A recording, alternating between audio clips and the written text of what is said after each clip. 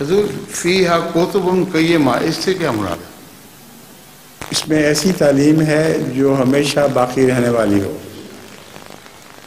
قرآن کریم میں تمام انبیاء کی بنیادی شریعت شامل ہے، ڈھانچہ سارے نبیوں کی کتابوں کا قرآن کریم میں موجود ہے۔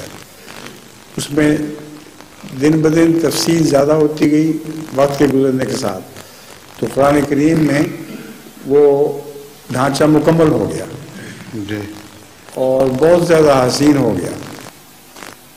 جیسے ریڑھ کی ہڈی والے جانوروں کا ڈھانچہ ریڑھ کی ہڈی ہے، لیکن کتنا فرق ہے ریڑھ کی ہڈی آپ میں بھی ہے اور گائے بھینس میں بھی ہے، وہ فرق نہیں لگتا آپ کو اس میں؟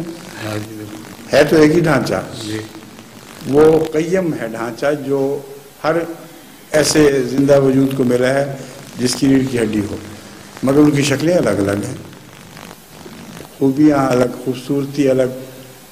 تو قرآن کریم میں بھی وہ بنیادی چیزیں موجود ہیں جو ہر شریعت کی بنیاد میں شامل تھیں، لیکن انسان کی طرح قرآن کریم بہت زیادہ خوبصورت کتاب بن گیا اور بہت اعلیٰ تعلیمیں اس نے حاصل کر لی خدا تعالیٰ سے۔ جزاکم اللہ خیر۔